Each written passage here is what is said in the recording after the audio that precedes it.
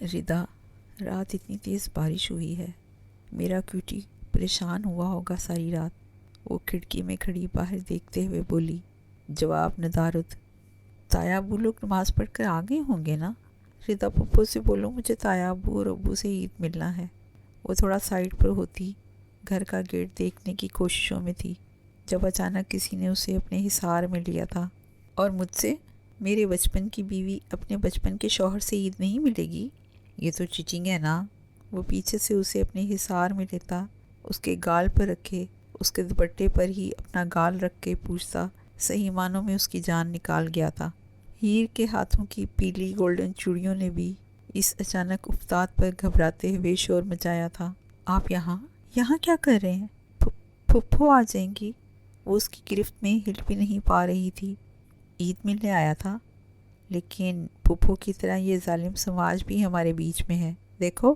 راہم نے اپنے اور اس کے گال کے بیچ اس کے دوپٹے پر اپنے لب رکھے تھے۔ وہ اس کے لمس سے پگھلی تھی۔ ردا آ جائے گی، وہ لرزتی کانپتی آواز میں بولی۔ راہم نے ہلکے سے اسے اپنی گرفت سے آزاد کرتے اس کا رخ اپنی طرف موڑا تھا۔ پیلے کپڑوں میں ملبوس، پیلا دوپٹہ سر پہ لیے، اس کا گولڈن گوٹا چہرے کو مزید انوکھا ملکوتی روپ دے کے تھے۔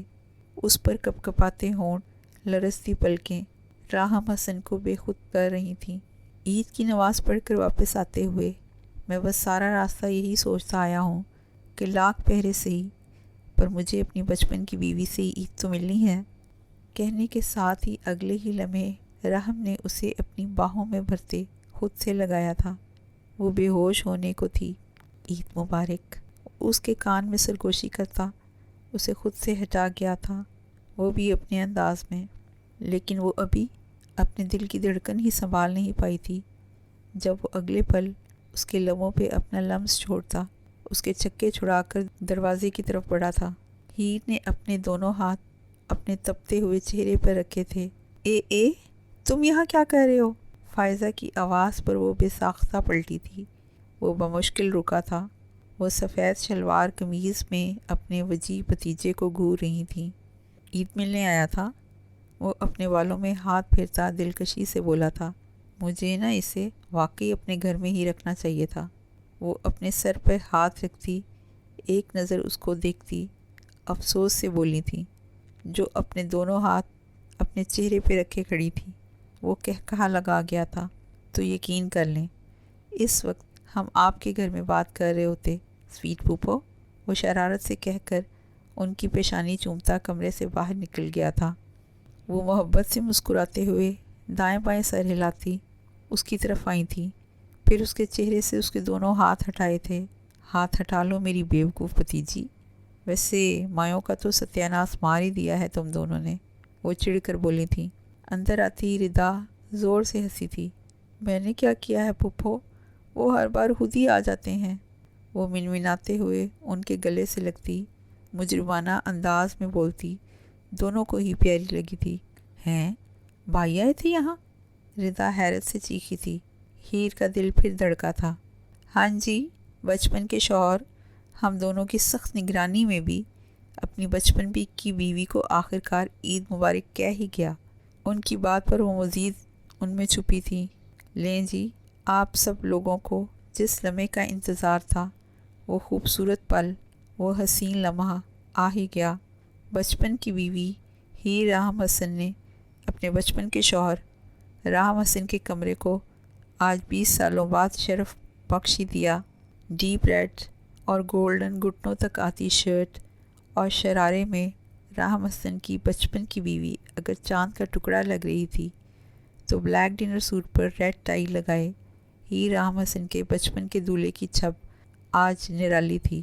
آئیے پہلے آپ کو راہم حسن کے کمرے کے باہر لے چلتے ہیں، جہاں ردا اور فائزہ ہیر کے بچپن کے دولہے کے ضبط کا امتحان کیسے لیتی ہیں۔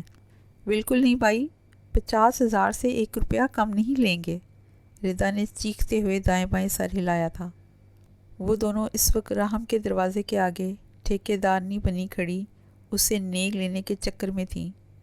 رحم کر لو یار، جگہ جگہ آپ لوگوں نے میری جیب خالی کروائی ہے، اب تو میرے پاس پوٹی کوڑی بھی نہیں بچی۔ اس نے دہائی دی تھی۔ پھر ایسے کنگلے دولہے کو ہم نے اپنی لاڈو پلی دلہن دینی بھی نہیں۔ فائزہ نے اپنی آنکھوں کے سامنے کمرے کی چابی لہرا کر مزے سے کہا تھا۔ پھر تو افسوس آپ کی لاڈو پلی دلہن 20 سالوں سے اس کنگلے دولہے کی ہی ہے۔ اس کی بات پر فائزہ مسکرائی تھی۔ میری جان تمہاری ہے، ہم نے کب کہا تمہاری نہیں؟ پر بھائی اس وقت آپ کو 50,000 میں ملے گی۔ اس نے ردا کو گھورا تھا۔ بالکل، فائزہ نے تائیدی انداز میں سر ہلایا تھا۔ دادا حضور کی یہ بچپن کی سوغات مجھے بہت مہنگی پڑی۔ وہ بڑبڑاتے ہوئے جیب سے والٹ نکالنے لگا۔ میری جان، میرے بھتیجے، ابھی تو شروعات ہے، فائزہ مزے سے بولی۔ اللہ ہی وارث ہے تمہارا رحم حسن، محترمہ ہی رحم ابھی بھی عقل سے پیدل ہی ہیں۔ وہ پیسے فائزہ کے ہاتھ میں دیتا بولا۔ ردا زور سے ہنسی تھی۔ خبردار جو میری بھتیجی کے بارے میں کچھ کہا ہو تو۔ انہوں نے چابی اس کی پہنچ سے دور کرنے کو ہاتھ اوپر کیا تھا۔ ساری زندگی برداشت کرنے کا کانٹریکٹ دے کر گئے ہیں آپ کے ابا حضور۔ وہ بڑے آرام سے ان کے ہاتھ سے چابی لیتا بولا، پھر ردا کو بازو سے ہٹایا تھا۔ جو بچپن کا شوہر اپنی بچپن کی بیوی کے ساتھ دل سے نبھائے گا انشاءاللہ۔ وہ کمرے کا دروازہ کھولتا بولا۔ ان دونوں نے خوش دلی سے انشاءاللہ کہا تھا۔ رحم نے کمرے میں داخل ہو کر مسکراتے ہوئے دروازہ بند کیا تھا۔ اس کی نظر سیدھی پھولوں سے سجے بیڈ پر پڑی تھی۔ لیکن یہ کیا؟ بیڈ تو خالی تھا۔ ہیں یہ کہاں گئی؟ اس نے کمرے میں نظر دوڑائی۔ ایک خوبصورت مسکان نے رحم کے ہونٹوں کو چھوا تھا۔ وہ کھڑکی کے پاس پشت کیے کھڑی تھی، سر تا پیر عروسی لباس میں ملبوس۔ وہ آج رحم حسن کا دل دھڑکا گئی تھی۔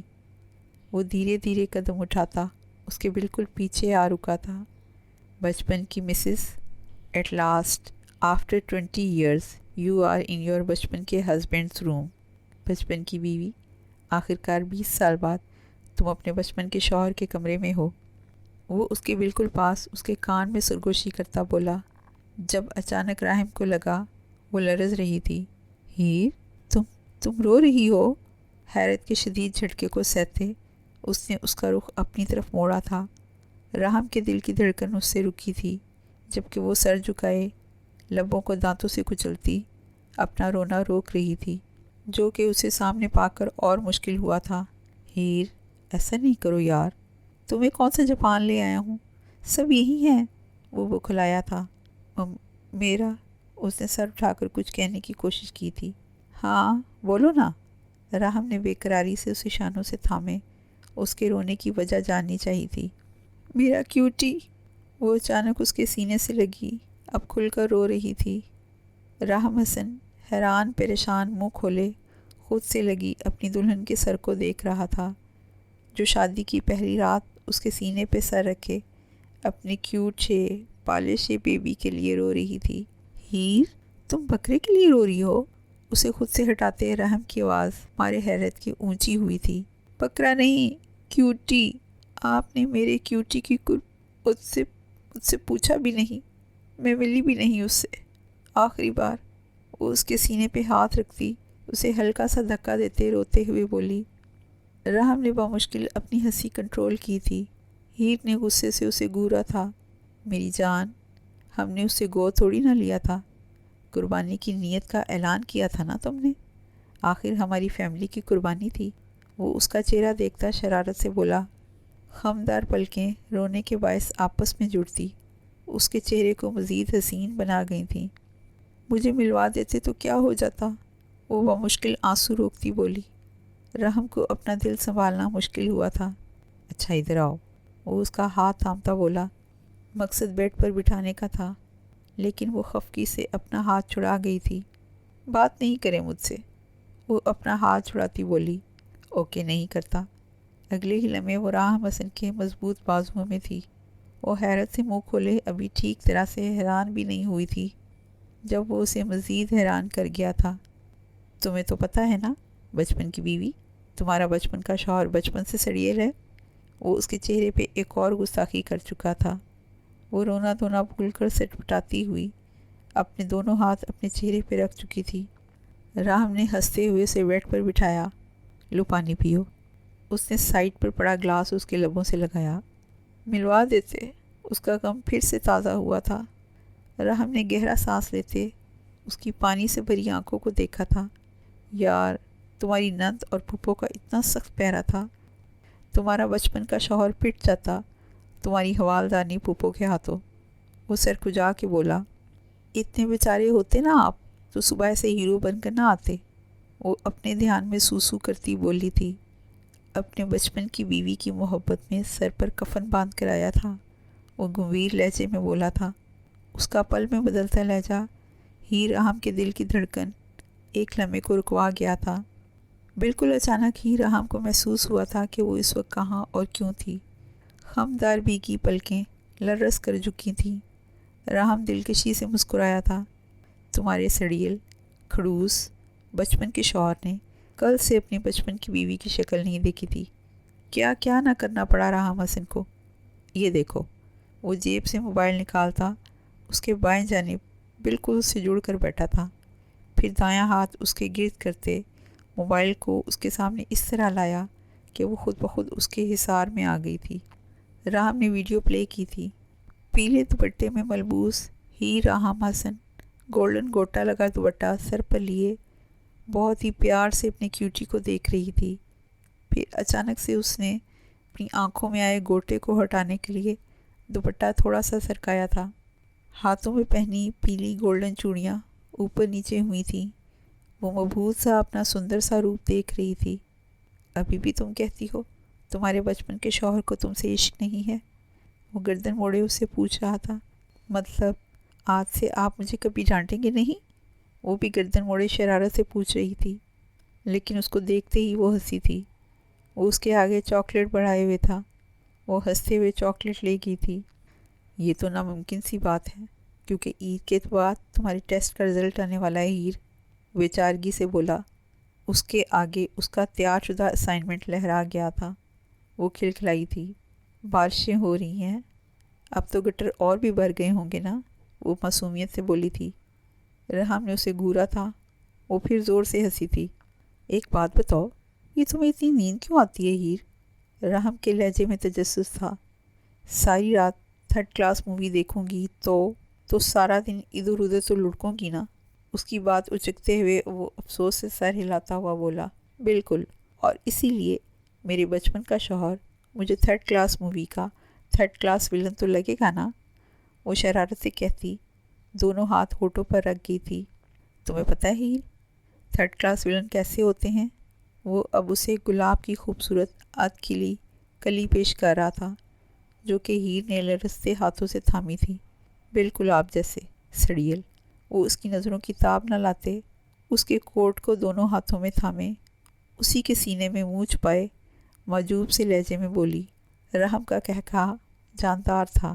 یہ کہانی یہاں ہی ختم نہیں ہوتی، یہاں سے شروع ہوتا ہے ایک خوبصورت اور دلکش زندگی کا ایک سفر۔